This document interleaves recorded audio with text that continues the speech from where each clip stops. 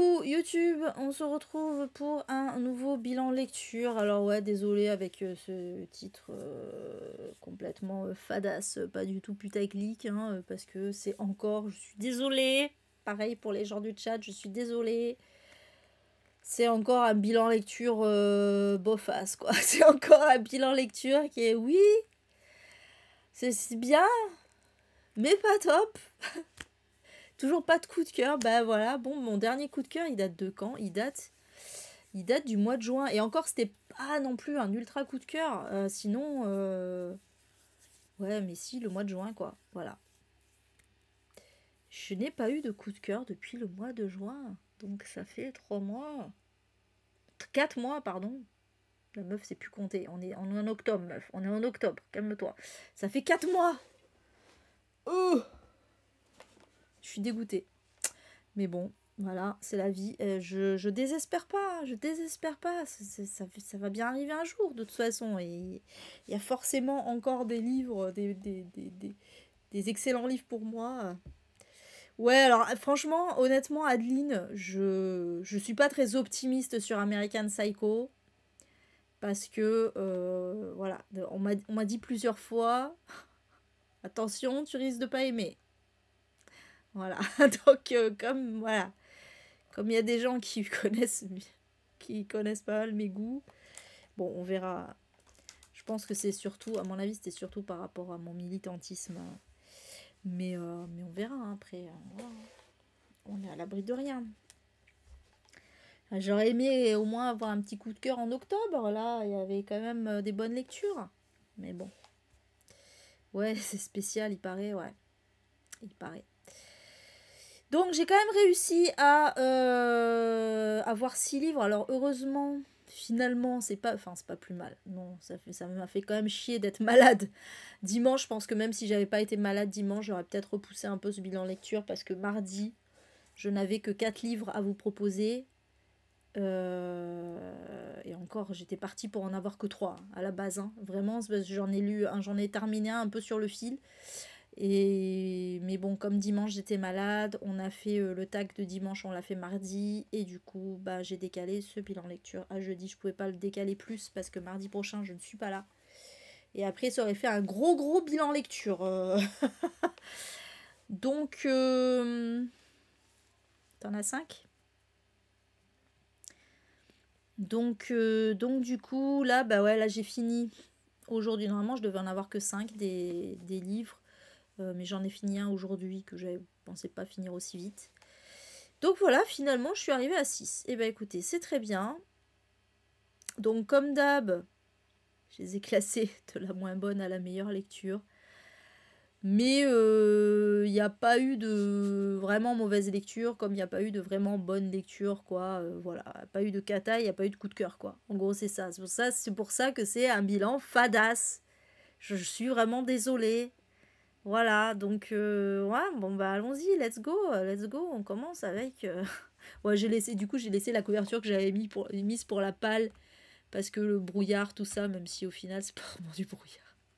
Et parce que je l'ai écouté en audio, en l'occurrence aussi, même si d'habitude je mets pas les couvertures des livres audio, mais c'est pas grave. Donc Léo de Hurlevent d'Émilie Brontë, ouais, que j'ai mis un peu sur un coup de tête dans ma palle en me disant, allez, tu vas le retenter. Voilà, c'est Halloween, c'est le moment aussi un peu des romans gothiques.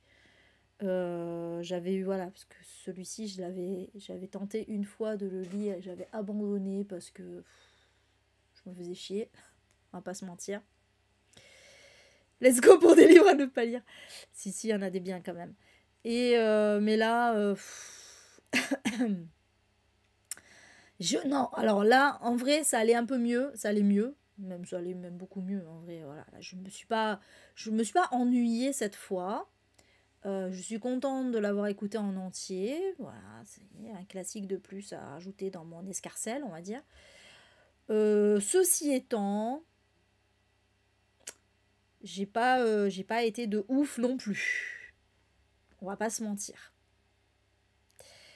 Donc dans cette histoire, on va suivre. Alors en plus c'est très bizarre, je trouve ce parti pris de mettre en un personnage principal, on va dire. Enfin, c'est pas du tout le personnage principal au final, mais disons en narrateur. Enfin, même pas, c'est pas non plus le narrateur. Si, c'est un peu le narrateur du début. Un mec qui a rien à voir avec l'histoire, qui arrive là dans une maison. Alors, je sais même plus pourquoi, par contre, hein, je m'en excuse. Mais par contre, je me rappelle qu'il s'appelle Mr. Lockwood. J'ai pas fait d'anti-sèche pour les noms. J'ai juste regardé avant le live un nom d'un livre en particulier que j'avais oublié, mais sinon j'ai pas fait d'anti-sèche cette fois. Normalement je devrais me rappeler de tous les noms. Ah oui, c'est vrai.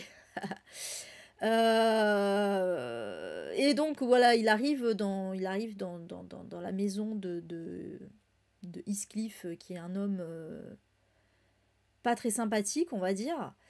Et en fait, il y a la servante qui s'appelle Nelly, ou la gouvernante, je sais plus, bref, qui va lui raconter en fait toute l'histoire de Heathcliff et de la famille Linton. Ils s'appellent tous Linton dans le livre, j'ai pas compris, bon bref. Et voilà. Ah ouais, c'est vrai, tu l'avais abandonné, Odeya. Bah, merci, je me sens moins seule quand même. C'est souvent dans les vieux bouquins, j'ai relu Frankenstein, c'est pareil, tu es un narrateur de base. Ah ouais, c'est vrai. C'est vrai, oui, c'est vrai que dans Frankenstein, il y a ça aussi, ouais. C'est vrai c'est vrai qu'il y a parfois ça, effectivement, un narrateur ou quelqu'un à qui on raconte une histoire, et bah, comme là, voilà, littéralement, l'histoire, elle est racontée par Nelly, en fait. Toute l'histoire est racontée par Nelly, mais en fait, ouais, c'est très bizarre. Mais bon, je sais pas, après c'est un parti pris que je trouve pas forcément très heureux, mais bon, pourquoi pas. Ah oui, t'as raison, Odeya, oui, c'est vrai. C'est certainement pour ça, effectivement. Bon, moi je trouve pas ça très ouf, mais ok. Ouais, c'est vrai que Aline, c'est vrai. C'est incroyable, mais ce roman, je n'ai vu que des gens dire, voilà, soit c'est le chef-d'œuvre absolu, limite, soit c'est ah non, j'ai abandonné, oh c'était chiant, oh machin, voilà. C'est vraiment le truc, ouais. Clair que ça divise de fou. Coucou Bubu, ça va bien et toi? Ça va, je viens à peine de commencer en vrai, parce que j'ai eu encore comme d'habitude des soucis techniques, hein, pour pas changer. Parce que toi je ramais. Toi je ramais et j'essayais de faire de la place du coup sur mon PC. Bon bref. Ah, voilà, Mathilde elle a adoré. Et donc voilà, donc on va nous raconter toute l'histoire de ces personnages. Et franchement, j'ai trouvé tous les personnages absolument détestables. Et en particulier Heathcliff, qui est quand même censé être un peu le héros, enfin bon, un peu le mec charismatique du truc. Voilà, alors il y a des histoires d'amour dedans. Moi personnellement, je les ai pas trouvées ultra romantiques. Vraiment, je suis en mode putain, mais rendez-moi Orgueil et Préjugés, s'il vous plaît, parce que là, je vais me tirer une balle. Ouais, c'est ça, je faisais du rameur. Non, vraiment, En fait, mais j'ai pas détesté, parce que c'est vrai que j'en parle comme si c'était une mauvaise lecture. C'était pas une mauvaise lecture dans le sens où l'histoire m'a quand même intéressée. Et j'ai quand même, voilà, j'ai quand même pu écouter en entier.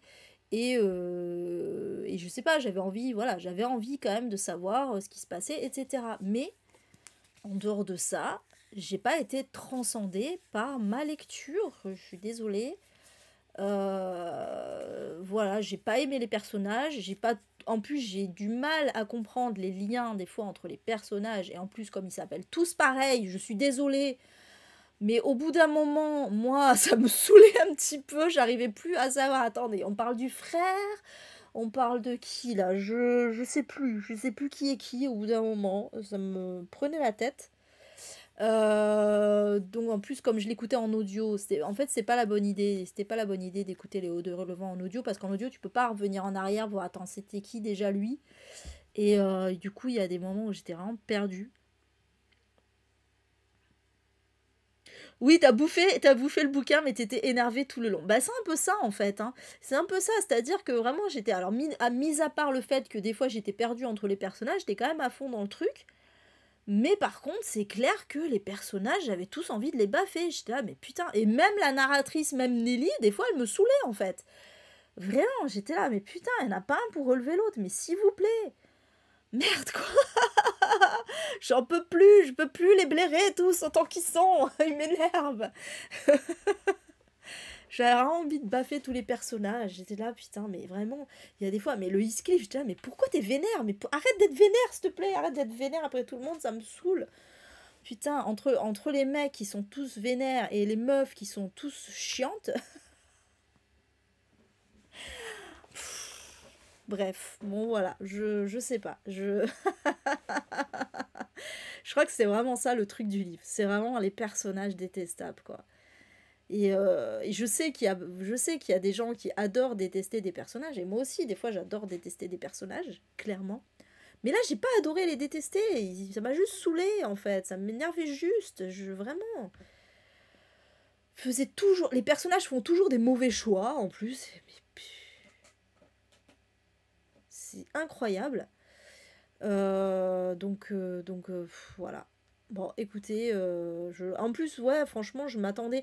Vraiment, moi, j'avais envie, pour le coup, qu'il y ait une belle histoire d'amour. Même si c'était une histoire d'amour tragique, hein, moi, ça me pose pas de problème. Mais qu'au moins, ce soit romantique, enfin, qu'il se passe quelque chose, que ça fasse battre un peu mon petit cœur. Bon, là, pas du tout, hein, désolé, mais on comprend pas, ça sort de nulle part, c'est pas beau, c'est pas, enfin voilà. Donc désolé, mais j'ai préféré, finalement, j'ai largement préféré la sœur, j'ai largement préféré Jane Eyre, même si j'ai pas aimé Rochester, j'ai autant détesté Heathcliff que Rochester, hein, clairement, moi il y en a pas un des deux qui trouve grâce à mes yeux. Mais par contre, j'ai adoré le personnage de Jane Eyre. J'ai vraiment adoré son personnage, ultra féministe et tout. Et rien que pour ça, j'ai kiffé. Alors que là, je suis désolée, il n'y a pas un personnage qui trouve grâce à mes yeux, bah ça aide pas, quoi. Donc voilà, mais après, voilà, après chacun ses goûts. On peut comprendre qu'on ait aimé les hauts de Hurlevent, hein, voilà, pas de souci. Mais moi, c'était clairement pas pour moi. Et bon, voilà. Après, voilà, en soi, c'était bien écrit et l'histoire était prenante. Donc il y a quand même une partie du job qui a été remplie. On va pas se mentir là-dessus. Mais voilà. C'était bien, mais pas top. Pour le coup, vraiment. Ensuite, j'ai lu un petit manga. Un petit manga d'horreur. Bah oui, c'est Halloween, hein, let's go. Avec des créatures qu'on voit d'ailleurs sur la couverture, avec des créatures fantastiques. C'est Rock of Destruction. Putain, par contre, je sais plus. Je sais plus les noms des auteurs, évidemment, comme c'est écrit en petit. En plus, je suis pas capable de les lire, désolé. Attendez, je vais vous dire ça de suite. J'aurais dû prévoir, hein, bien sûr, mais j'y pense pas. J'aime bien, ils me mettent livre de Florent Georges. Alors non, peut-être c'est le traducteur, mais c'est certainement pas Florent Georges parce que c'est japonais. Et donc c'est Kori Iko, ouais, c'est un seul auteur, c'est Kori Iko Kurazono, voilà. Kori Iko, ça pourrait être une meuf en fait, mais je pense pas. Vu comment c'était dessiné, je pense que c'est un mec. Ah, c'est le même qui a écrit donc la version manga de Voyage au centre de la Terre. Bah, je le découvre, tiens. Voilà, sachez-le. Et donc là, en fait, bah écoutez, l'histoire de base est assez simple. Qu'est-ce qu'il dit, Kim? Ah, pour Léo de Hurlevent, ouais, je pense quand même. Franchement, je suis super curieuse de voir l'adaptation. Par contre, des Hauts de Hurlevent. Déjà, je vais un peu mieux comprendre. Je pense que je comprendrai mieux au moins tous les rapports entre les personnages. Et voilà, et peut-être qu'il y aura un accent mis peut-être un peu mieux sur l'histoire d'amour, je sais pas. Les histoires d'amour, en fait, parce qu'il n'y en a pas qu'une au final. Il y en a deux principales, en fait.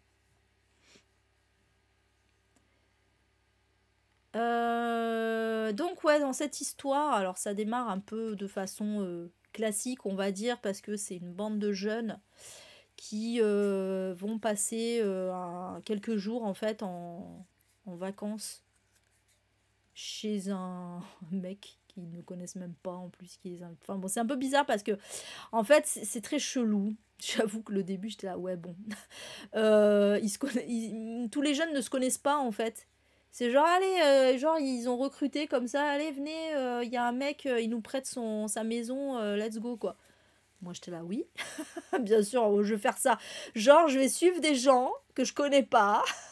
Après, c'est vrai que quand t'as 20 ans, t'es capable de faire ce genre de conneries. Parce que là, c'est des étudiants hein, dans le truc.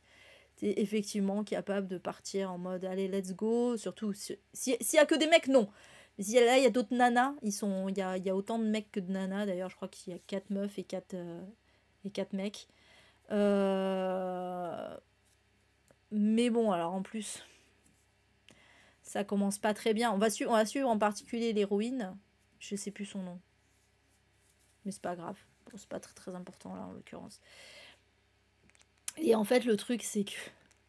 Putain, le début, j'ai fait oh là là, ça y est, on est dans P. Diddy là.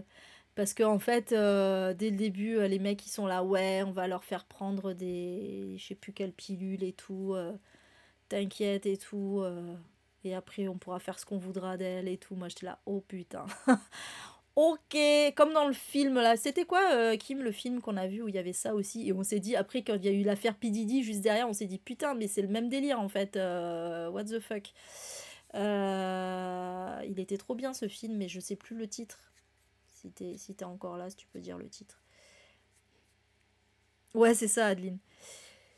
Et donc, ouais, voilà, déjà au début, ça commence bien, quoi. Et du coup, l'héroïne manque de se faire violer par un homme. Et en fait, elle est sauvée par quoi?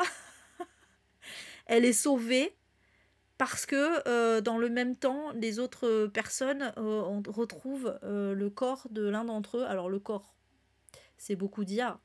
Parce qu'en fait, c'est littéralement. Ils retrouvent toutes ses entrailles. Enfin, il a été broyé, en fait, dans une espèce de pot à popcorn. Voilà, je fais ah bah on est bien dans de l'horreur japonaise, hein. Tout va bien. Et donc voilà, ça commence comme ça. Je vais ah putain, mais il venait d'à peine arriver le mec, hein, direct.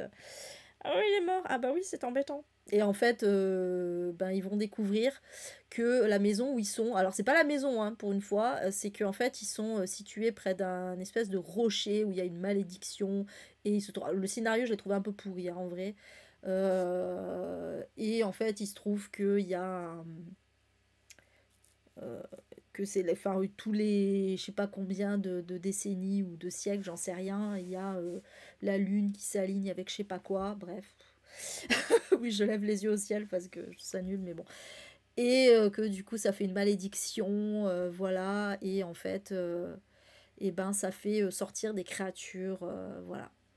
Alors bien sûr, il y a bon, le scénario est un petit peu mieux derrière parce qu'on comprend ce que c'est ces créatures, etc. Donc ok. Mais j'étais un peu déçue sur le moment parce que j'étais là, putain, ils nous ont sorti un scénario de malédiction et tout. Mais moi, en vrai, moi, je lisais ce manga juste pour voir des jeunes se faire trucider, en fait. J'étais en mode, allez, moi, j'étais en mode, allez, à la Junji Ito, là, je veux voir des trucs bien gore et tout. Moi, j'aime bien hein, dans les mangas et tout, je voulais voir du gore. Bon, il y a eu quand même un petit peu de gore, mais c'était pas... J'ai pas eu. C'est pas du Junji Ito. Alors, mais c'est pas seulement par rapport au gore, mais c'est aussi parce que bah, Junji Ito, il fait quand même des histoires beaucoup plus originales que celle-là, on va pas se mentir. C'est carrément pas du Junji Ito. Après, c'était sympa. Ça se laissait lire. Voilà, il y a quand même des meurtres et du sang. Bah oui, il y a quand même des meurtres et du sang. Alors en plus, il y a le violeur qui se repent. J'ai bien aimé ça. J'ai bien aimé le sacrifice, machin. Enfin, ouais, il y a toute une fin vachement bien et tout, voilà, avec le violeur qui se repent. Allez, c'était bien. Non, ça, c'était. En vrai, j'avais peur. Tant pis, hein, c'est un petit spoil, mais bon, c'est pas très grave. Mais j'avais peur que du coup le violeur il en sorte grandi ou enfin voilà parce que vous savez les japonais c'est pas les plus féministes quoi et je m'étais dit ouais à tous les coups il va finalement sauver les gens et ou alors il va bien dans tous les cas il va bien s'en sortir quoi parce que ça avait l'air d'être le second héros de l'histoire en fait. Moi j'étais là non hein, c'est un putain de violeur excusez-moi mais non et en fait non ça va il a bien été puni comme il faut. Tiens. Lui, j'avais qu'une envie là, c'est qu'il se fasse bien trucider, ce connard de violeur. Il le fait en plus en se repentant, ça c'est bien. Ça on apprécie ça. Voilà. Bon voilà, après c'était pas, ça cassait pas à trois pattes un canard non plus, mais c'était sympatoche. Donc voilà, c'était un one shot, hein. C'était un one shot, je précise aussi. Ensuite, je bois un coup. Alors, j'ai lu, j'ai lu Nous sommes là de Michael Marshall, qui est un roman fantastique. C'était, franchement, c'était un peu une expérience ce roman en vrai. Mais alors clairement, ce sera pas un coup de cœur et ça pêche sur pas mal de choses. C'est pour ça qu'il est pas plus haut. Mais par contre, j'avoue que j'ai jamais lu une thématique aussi originale. Bon, déjà au début, c'est très compliqué de rentrer dans l'histoire. Donc en fait, on suit. Il y a 3 arcs narratifs qui vont plus ou moins se rejoindre après. Hein. Ah ouais, c'est vrai, toi, t'avais pas du tout aimé. Donc il y a 3 arcs narratifs. Donc il y a, en fait, on va suivre il y a 2 arcs avec chacun un couple. Donc il y a John et Christina. John et Christina. Alors, j'ai pas compris d'ailleurs aussi ce parti pris là. John, il parle à la première personne. Dans cet arc narratif, on a John qui parle à la première personne, alors que dans les autres, c'est tout à la troisième personne. Je sais pas pourquoi, j'ai pas compris. Bon, mais ok. Ah oui, mais oui, c'est pour ça. Moi non, justement, Bubu, parce que comme j'avais vu plein de retours négatifs, honnêtement, moi je m'attendais à pas aimer. Donc du coup, les trucs positifs, moi ça a été finalement ça, voilà, ça a été plus que positif pour moi. Ouais, c'est vrai, Sèvres, elle a le don pour trop nous hyper. Euh, qu'est-ce que je voulais dire? Oui, voilà, donc John et Christina. Et John et Christina, en fait, l'histoire dans leur arc narratif, c'est que ils ont une amie qui s'appelle Catherine. D'ailleurs, j'ai bugué parce qu'il y avait déjà trop de Catherine dans les hauts de Hurlevent. Alors, encore une Catherine, j'étais, ah, putain. En plus, j'ai une collègue de boulot et amie qui s'appelle Catherine, donc c'est un peu rigolo, mais je dirais, putain, ah, Catherine, c'est bon, quoi. Et ouais, qui s'appelle Catherine et qui a l'impression d'être suivie. Et au début, alors c'est franchement, j'ai beaucoup aimé la tournure des événements par rapport à ça. C'est que John au début, il est là, ouais, bon, encore des conneries de gonzesse, c'était presque ça quoi. C'est vraiment le mec un peu miso quoi. Et je suis sûre qu'elle raconte des conneries et tout ça, machin. Et puis il y a sa copine Christina qui lui dit, ouais, mais attends, quand même, ça se voit qu'elle est pas bien et tout ça. Bref, et le truc, c'est qu'en fait, finalement, John, ben, il est vachement intrigué par cette histoire. Parce qu'elle lui dit, parce que Catherine lui dit quand même, ça fait 10 ans. Alors, ça fait pas 10 ans qu'elle est suivie, mais c'est arrivé la première fois il y a 10 ans, où elle a pensé être suivie, et puis là, ça recommence. Et elle lui dit peut-être que c'est mon ex. Et en fait, John, il se prend au truc et il commence à enquêter, quoi, voilà, pour savoir qui c'est qui suit Catherine. Il est vraiment, finalement, il finit par y croire. Et c'est trop marrant parce qu'on passe vraiment du mec qui est en mode oh putain, ces gonzesses, elles nous font chier avec leurs conneries, à putain, je suis sûre, en fait. Vraiment. Et du coup, il est à fond dans le truc. Et ça, j'ai trop aimé. Et voilà, ça c'était mon arc narratif préféré, pour le coup, parce que l'enquête de, voilà, qui c'est qui suit Catherine, qu'est-ce qui se passe. Et deuxième arc narratif, c'est dans mon ordre de préférence là. Deuxième arc narratif, donc c'est un autre couple qui s'appelle David et Dawn. Et là c'est David qui a l'impression d'être suivi et qui finalement va même découvrir la personne qui le suit, c'est un homme, mais l'homme va même lui parler, mais on va pas comprendre pourquoi il le suit, qu'est-ce qu'il a après lui, etc. Voilà, je m'arrête là. Et enfin, le troisième arc narratif, c'est trop bizarre, parce que je comprenais rien. En fait, c'est des personnes qui parlent entre elles, qui ont l'air de préparer quelque chose, mais on sait pas quoi, on sait pas qui elles sont, on sait pas ce qu'elles font, on comprend rien. Vraiment, franchement, cet arc narratif, j'étais là, mais qu'est-ce que je lis? Je comprends pas ce que je lis. Vraiment, des fois, j'étais obligée de revenir en arrière. Je suis putain, je sais que des fois, j'ai tendance à lire un peu en diagonale, mais là, quand même, au bout d'un moment, vraiment, je revenais en arrière. Je comprends rien de ce que je lis. Je suis complètement paumée.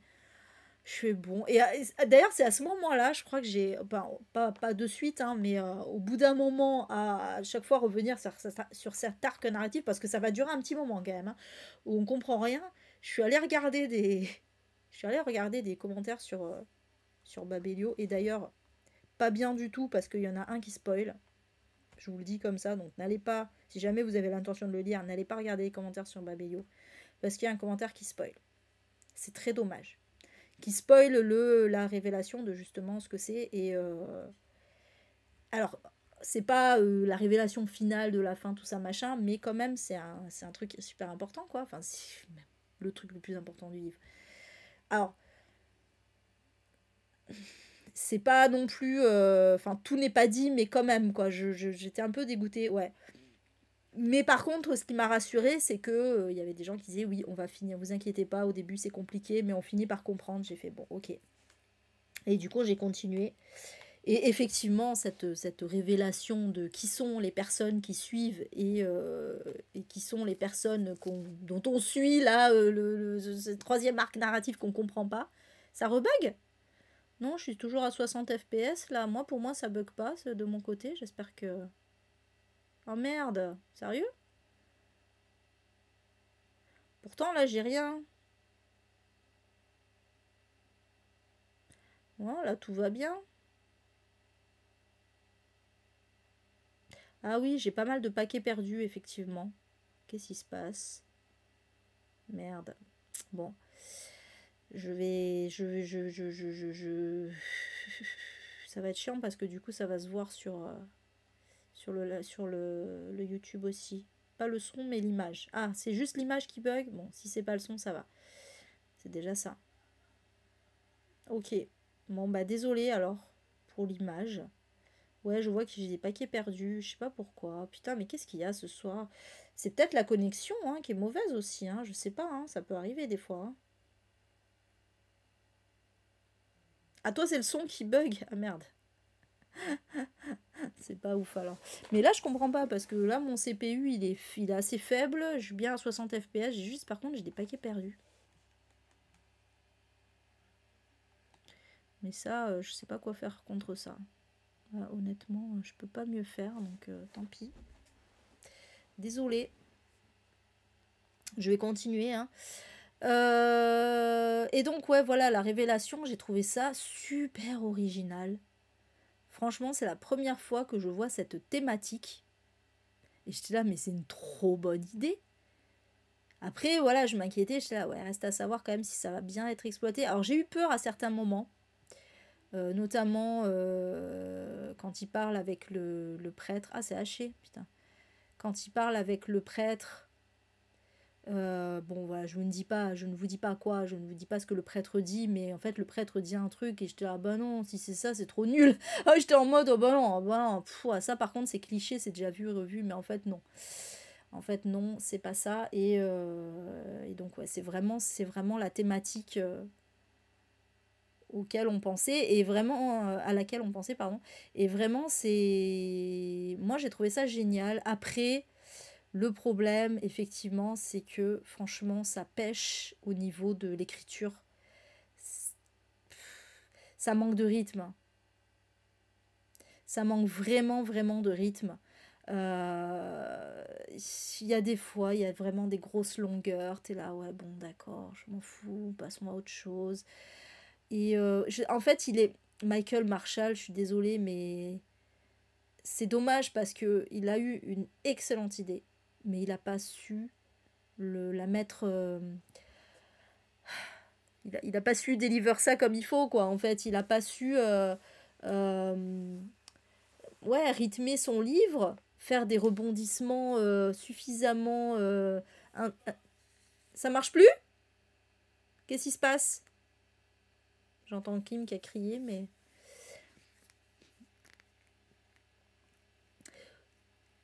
Ouais, bah, c'est vrai, voilà, non, mais c'est ça, c'est que le gars a pas su exploiter comme il faut son idée. C'est dommage. Franchement, c'est dommage, en vrai.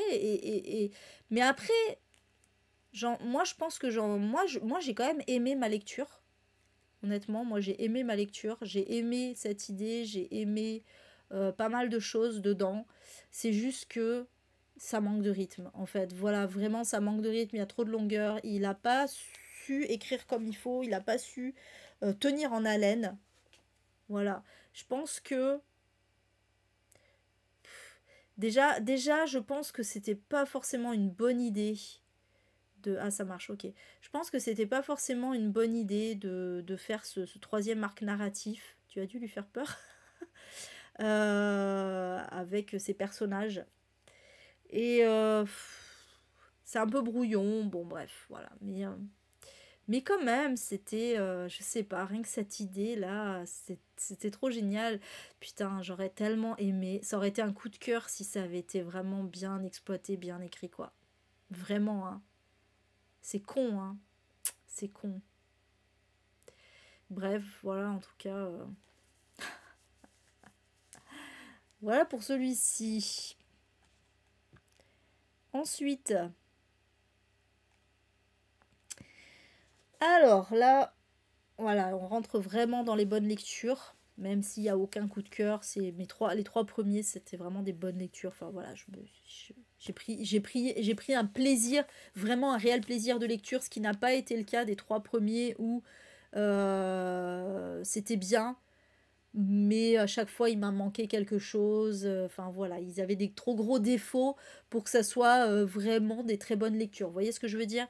Alors que là, dans les trois, bah, la seule chose qui m'a manqué, c'est le coup de cœur. Bah, c'est comme ça. Et des fois, il y a pas ce truc, encore une fois, il n'y a pas cette étincelle, quoi.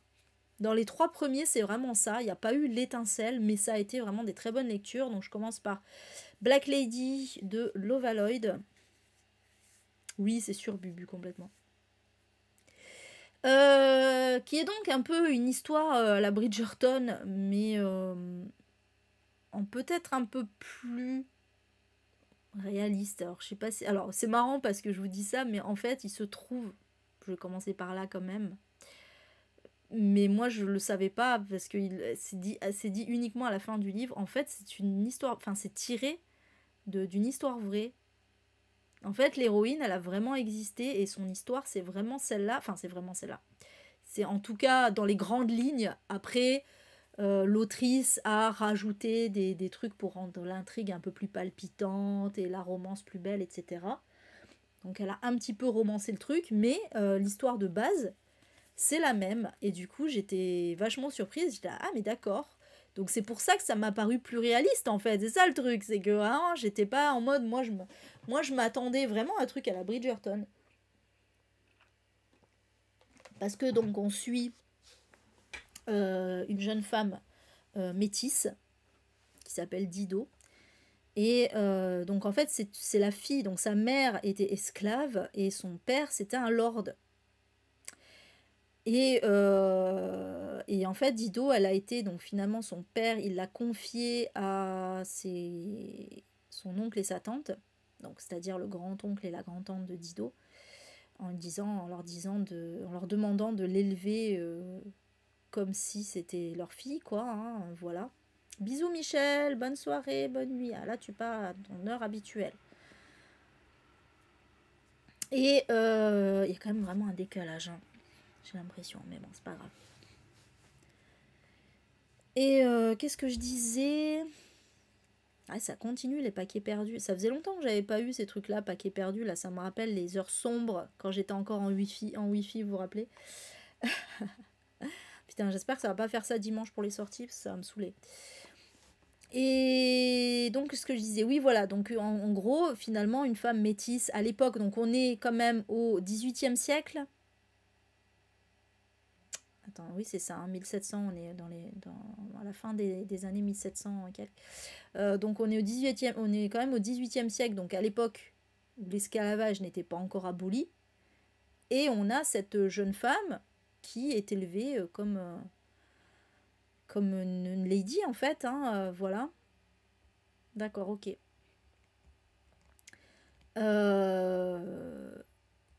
Et du coup, oui, voilà, c'est pour ça que je m'attendais à un truc à la Bridgerton, où voilà, c'est une femme noire, mais elle va quand même avoir une vie de lady, et elle va faire certainement un mariage avec un comte ou un duc, ou je ne que sais-je, et bon, j'étais en mode, voilà, moi j'étais en mode comme ça. Bon, pas du tout. Pas du tout, pas du tout. Ah ouais, image figée sans le son, ouais, c'est emmerdant ça par contre. S'il y a pas le son, c'est emmerdant. Si c'est juste l'image, je m'en fiche, mais le son, c'est un peu plus embêtant. Et donc voilà, mais en fait non, pas du tout. En fait, c'est vachement bien. J'ai été agréablement surprise de ma lecture. Parce que du coup, il va y avoir vraiment le contexte de l'esclavage. C'est-à-dire que, donc déjà, évidemment, Dido, elle va, même si elle est extrêmement bien traitée, elle est traitée comme l'égale de sa cousine qui, elle est blanche, par son grand-oncle et sa grand-tante. Elle est extrêmement bien traitée, mais malgré tout, alors, en fait, je dis elle est traitée comme l'égale de sa cousine, mais pas tout à fait, parce que par exemple, il lui donne moins d'argent. Elle a un poste, alors elle n'est pas, voilà, elle est pas traitée comme une lady, c'est-à-dire, allez, on va te marier justement à un lord, etc. Non. On espère qu'elle fera quand même un beau mariage, mais on met en avant sa cousine, c'est sa cousine qui doit épouser un lord, voilà. Euh, et donc elle a un poste, par contre elle est brillante, et elle a un poste de secrétaire qui est un poste normalement réservé aux hommes à l'époque, hein. Et c'est un peu un genre d'intendante, enfin quoique non, parce que justement l'intendant ça va être le régisseur, mais c'est un peu le même délire, bref. Et du coup, ouais, voilà, elle a une bonne situation. Il n'y a pas de bonne ou de mauvaise situation. Allez, c'est reparti le bug. Ah, j'espère que c'est chiant. En fait, c'est là que je regrette de plus pouvoir enregistrer parce qu'au moins l'enregistrement il aurait été nickel. Je peux pas mieux faire quoi. Je comprends pas ce qui se passe ce soir. Je sais pas. Je sais pas. Après, je suis bien à 60 FPS. Bon, je pense que ça va revenir, mais c'est les paquets perdus. Je sais pas ce qu'ils ont, ces paquets perdus là. Donc, qu'est-ce que je disais? Putain, c'est con parce que ouais, je parle d'un livre d'intéressant. Ah non, je l'ai lu en papier celui-ci. C'était un cadeau d'ailleurs. Je sais plus qui c'est qui me l'avait offert, par contre, j'ai honte. Parce que je réfléchissais en lisant, j'étais assez qui me l'a offert déjà celui-là, je sais plus. Mais c'était un cadeau, c'était un de mes cadeaux d'anniversaire. Sachez-le. Très beau livre papier d'ailleurs.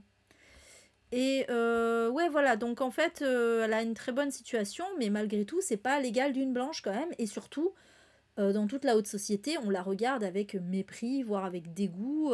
Voilà, et les gens poussent les hauts cris parce qu'elle s'assoit à la même table que les blancs, en fait. Ben, normal, hein.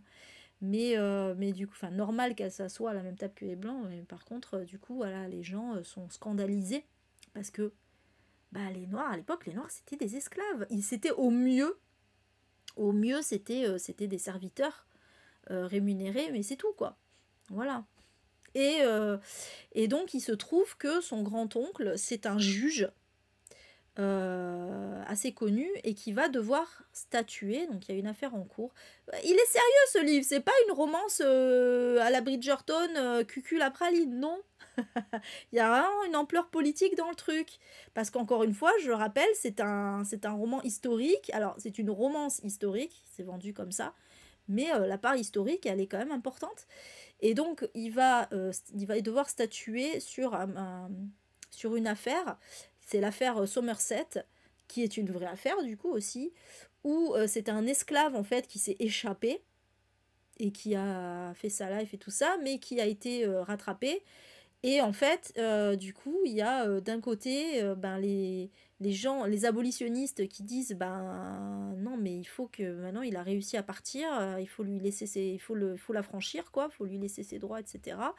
L'esclavage c'est trop horrible, il faut arrêter ça. Et puis tu as évidemment les défenseurs de l'esclavage qui disent en fait ce procès Somerset, c'est aussi le procès de tout l'esclavage au Royaume-Uni, parce qu'on est au Royaume-Uni, j'ai oublié de le préciser.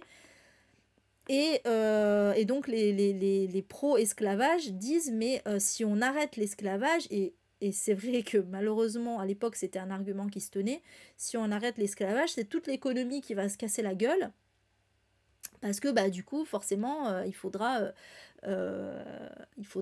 rémunérer tout le monde, tout le monde n'aura pas de travail, etc. Enfin voilà, toute l'économie va partir. Mais ça, c'est l'argument encore aujourd'hui des droitards. Hein. C'est encore aujourd'hui l'argument des droitards, mais parce que en fait, la droite ne peut pas concevoir qu'on puisse faire de l'argent sans exploiter les gens. En fait, c'est vraiment ça le truc, c'est que là, pour la droite, il faut exploiter les gens pour faire de l'argent. Sauf que du coup, ouais, bah ouais, désolé, ouais, n'hésitez pas à revenir d'ailleurs, hein, si ça. Et sauf que là, ce qu'ils comprennent pas, c'est que quand tu rémunères des gens et quand tu les rémunères bien, ces gens-là, ils consomment derrière et ils font marcher l'économie. Alors que si tu donnes pas de sous aux gens, ils font pas marcher l'économie. En particulier, quand tout l'argent se retrouve dans la poche des actionnaires qui le mettent à l'abri dans tes comptes en Suisse, ça ne fait pas marcher l'économie. En fait, c'est ça le truc. Donc, du coup, forcément, bah là, c'est un peu le même délire, en fait. Voilà, ils considèrent que... Alors que finalement, si on considère les Noirs comme des citoyens normaux, bah du coup, ils vont faire marcher l'économie parce qu'ils vont consommer, etc. Ça bug trop. Oh putain, c'est chiant. C'est chiant. J'espère que... Putain, j'espère que je vais pas avoir fait tout ça pour rien parce que... Je serais dégoûtée. Je serais dégoûtée d'avoir fait tout ça pour rien.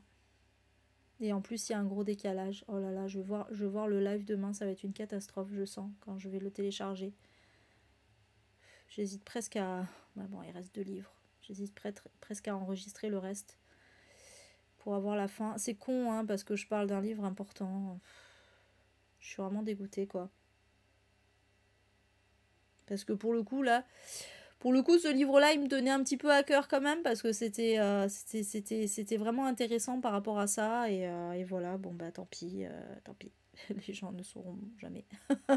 Vu que même le replay de Twitch, il sera pourri de toute façon. Donc voilà, j'ai fait tout ça pour rien. Voilà, personne n'aura la chronique de ce livre. Ça tombera dans les bas-fonds du truc. Et voilà, en plus tout le monde s'est barré du coup.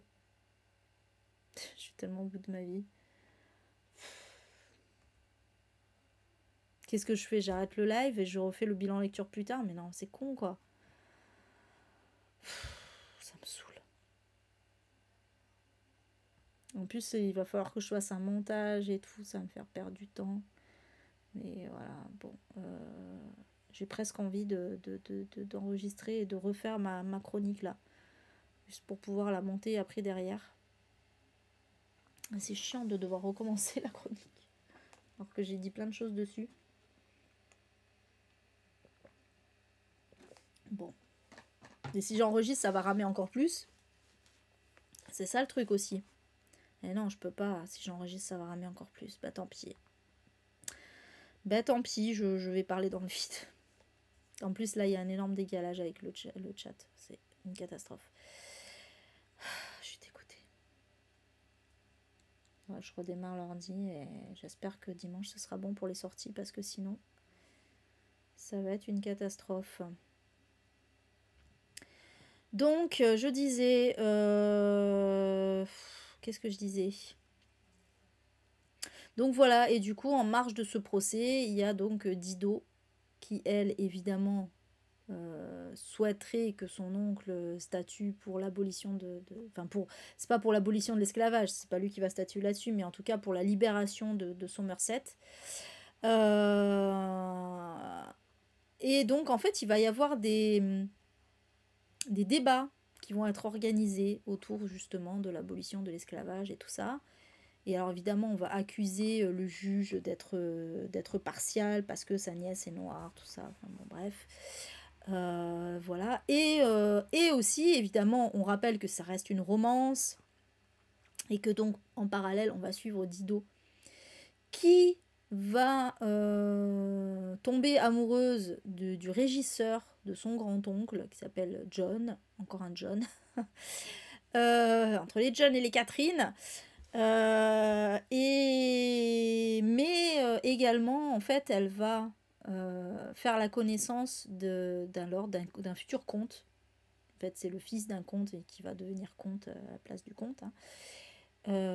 Qui à la base, donc à la base, c'est pas elle qui devait le rencontrer, c'était Elisabeth.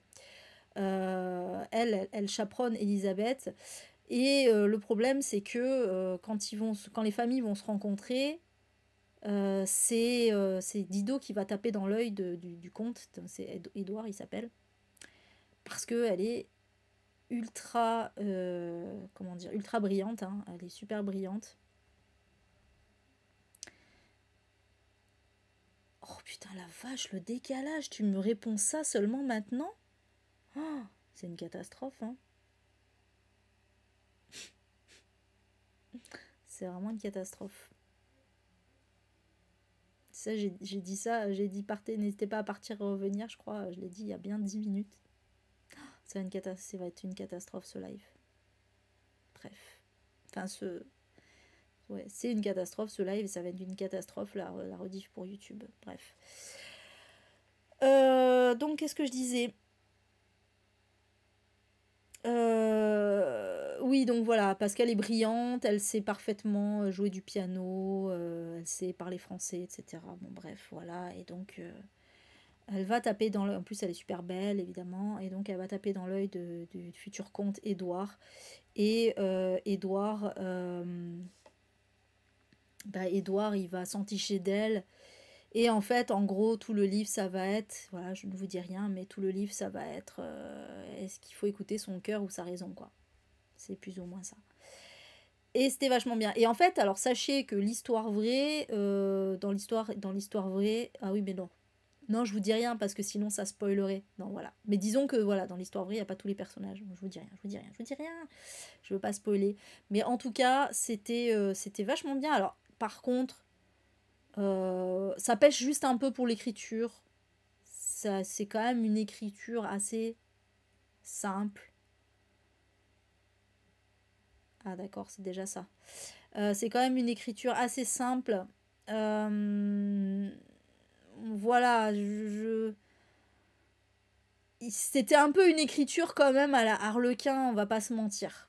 Bon, on voit que ça reste une romance et tout ça, et voilà. Bon, alors c'est écrit un peu de façon pour que ça fasse un peu à l'ancienne, voilà, mais ça reste très très simple. Et voilà, donc ouais, c'est clair que pour ça, voilà, ça aurait pas pu être un coup de cœur, ne serait-ce qu'à cause de ça. Vraiment. C'est le gros défaut du livre, c'est l'écriture. Mais l'histoire, franchement, est vraiment cool. Et du coup, bah oui, le fait que ça soit tiré de faits réels, c'est d'autant plus excellent. Ça doit être super empouvoirant pour les personnes noires, hein, pour le coup. Voilà, avec tout ce contexte politique derrière. Après, il y a juste un truc qui m'a gêné, mais que beaucoup de personnes racisées connaissent malheureusement, c'est que on a vraiment l'impression qu'il faut quand même être dans l'excellence pour les personnes racisées pour qu'on reconnaisse leur droit à être l'égal des blancs, quoi, à être les égaux des blancs, enfin, les égales des personnes. Donc du coup, parce que c'est ça, parce qu'en fait on lui dit oui, mais voilà, regardez comme elle est brillante, machin, mais en vrai, elle serait médiocre. Elle serait médiocre, elle serait nulle en français, nulle en musique, elle aurait aussi le droit d'avoir les mêmes droits que les blancs, en fait. C'est ça le truc, en fait, qui est un peu compliqué, quoi. Mais bon, voilà, c'est un truc qui existe encore aujourd'hui, malheureusement. Il faut toujours mettre en avant, oui, mais regardez ce que ces migrants ont fait de bien, etc. Mais par contre, s'ils n'ont pas fait des trucs bien, alors là, ils méritent pas notre pitié. C'est vraiment ça, quoi. Ouais, désolé, ben. Donc voilà, en tout cas, pour celui-ci. Mais vous ne saurez jamais. Ensuite, alors j'ai lu la fameuse Maison idéale de Kate Collins, donc qui faisait partie des romans de la rentrée littéraire. C'est un peu un roman Est-ce qu'on peut dire horrifique? Oui. C'est pas terrifiant, mais c'est une ambiance horrifique. Oui, si c'est que l'image, ça va. C'est le son qui est le plus important. Par contre, il y a un gros décalage. C'est ça aussi qui est chiant, mais bon. Là, dans cette histoire, on va être sur 2 temporalités dans la même maison. Donc, on va suivre en 2017, je crois, me semble. Oui, 2017. On va suivre Orla, qui est une jeune mère de famille, qui est mariée avec... J'ai oublié son nom. Kyle? Je sais plus, ça commence par un K, je crois. Bref. Donc, jeune couple qui viennent d'acheter cette maison qui est au sommet d'une colline, en fait, dans un petit village. Et donc, ils ont 2 enfants. Un gamin, je crois il doit avoir 4 ans, quelque chose comme ça. Je sais plus exactement son âge. Qui ne parle pas. Parce qu'il a décidé un jour de plus parler. Et en fait, ses parents ne savent pas pourquoi. Et d'ailleurs, c'est en partie pour ça aussi qu'ils décident de déménager, pour changer d'air, etc. Et une gamine qui est encore bébé, hein, quasiment en tout cas. Voilà. Et puis, on va suivre en 1976 ou 19, je sais plus. Bref, dans les années 70, on va suivre Lydia, donc dans cette même maison, qui elle est c'est un peu la gouvernante d'une famille qui n'est composée, enfin qui sont quand même une famille nombreuse, mais disons qu'il n'y a plus que la mère parce que le père est décédé. Il y a la mère et il y a 4 enfants, donc un garçon aîné, 2 filles jumelles et un petit et un bébé. Et en fait, on va suivre leurs histoires dans ces 2 temporalités, dans cette maison qui, visiblement, est un peu spéciale. Voilà, on voit des choses apparaître. Voilà, mais c'est vraiment plus un truc d'ambiance. C'est pas à cause de la trad. Ah, pour l'écriture non, je pense pas. Non, je pense pas. Je pense pas que là, ça soit une histoire de trad. C'est déjà de base l'écriture qui était un peu faiblarde. J'imagine que tu parlais de Black Lady vu le décalage. Ah oui, non, elle est française en plus. Lovaloid, elle est française? Ah oui, j'ai vu juste que c'était une femme noire, mais bon, bref. Bon, en même temps, ça m'étonne pas parce que ça faisait très français comme écriture. Donc voilà, La Maison Idéale, ouais, c'est vraiment un roman d'ambiance. Où en fait, voilà, on est un peu en angoisse avec les personnages, on ne sait pas ce qui se passe. En plus, on apprend qu'il y a eu des précédents dans cette maison, etc.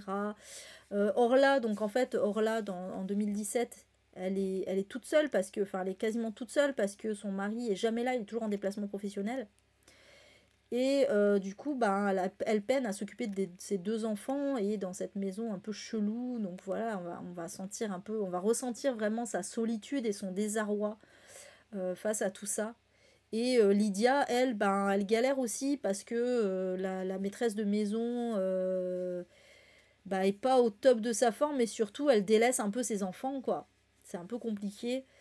Et donc on dirait, enfin Lydia, elle a l'impression d'être seule à s'occuper des enfants, donc c'est un peu le même problème qu'Orla finalement, hein. Et voilà, et donc en fait on va suivre comme ça ces personnages dans cette maison un peu flippante. Et donc c'est très très classique, un schéma ultra classique, on va pas se mentir, hein, vraiment schéma ultra classique de maison un peu hantée, enfin un peu, voilà, qui a vraiment une énergie négative comme ça. Mais franchement, j'avoue, j'ai vraiment été bien dans cette lecture. Je sais pas, moi j'étais à fond, je voulais savoir ce qui allait se passer. C'est vraiment un roman d'ambiance, je sais pas, j'étais bien dans cette lecture. C'était vraiment parfait pour en plus l'ambiance d'Halloween et tout. Voilà. Je sais pas, il y a des romans comme ça où on ne l'explique pas vraiment parce que le scénario est pas oufissime. Il n'y a pas non plus 15 milliards de rebondissements. Mais on est bien quand même dedans parce que c'est l'ambiance qui est ça. Natacha. Parce que c'est l'ambiance qui est comme ça. Et Et puis ouais, je sais pas, on est quand même, il y a là pour le coup, voilà, c'est l'inverse. Là pour le coup, en fait, c'est l'exact, ce livre est l'exact inverse de Nous sommes là de Michael Marshall, c'est-à-dire que là, on n'a pas un scénario original, on n'a pas une idée originale. En revanche, Kate Collins, elle sait mettre du rythme dans son roman. Je suis désolée, mais voilà, là, t'es pris dans le truc. T'es pris dans le truc. Il y a quand même voilà, des petits rebondissements, des petites révélations, des petites choses, etc. Et ça, c'est pas énorme, mais ça te permet de rester à fond dans le livre. Et franchement, ben voilà, moi je me suis pas ennuyée une seconde. Alors que pourtant, c'est pas un truc de ouf. Alors que Michael Marshall, c'est tout l'inverse. C'est con. Comme quoi, l'écriture,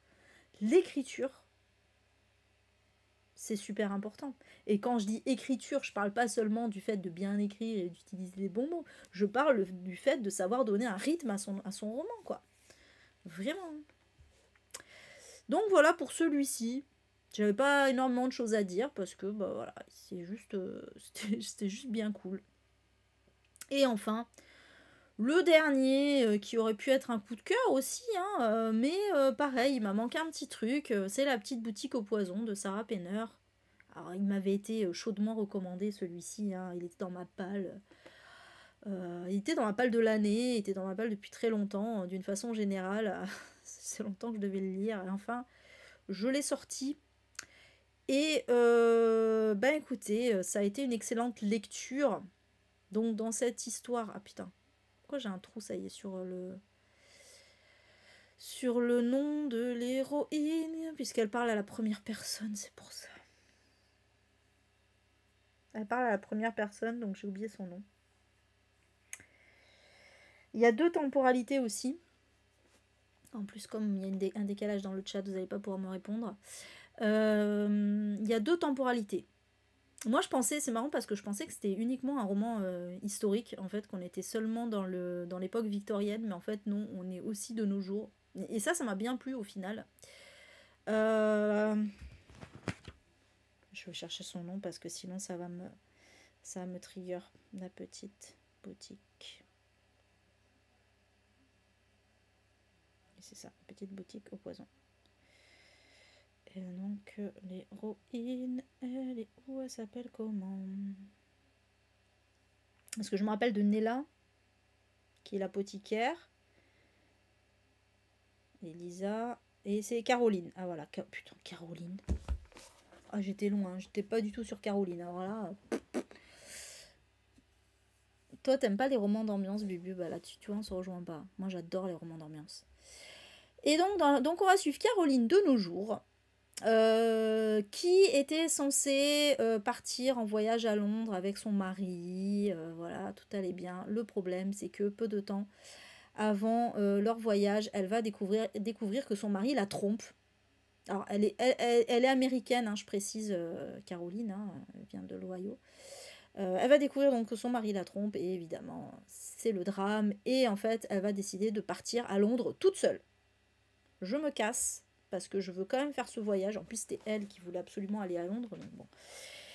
Et arrivée à Londres, en fait, elle va... donc elle est... Alors, Caroline, elle est passionnée d'histoire. Elle est passionnée d'histoire.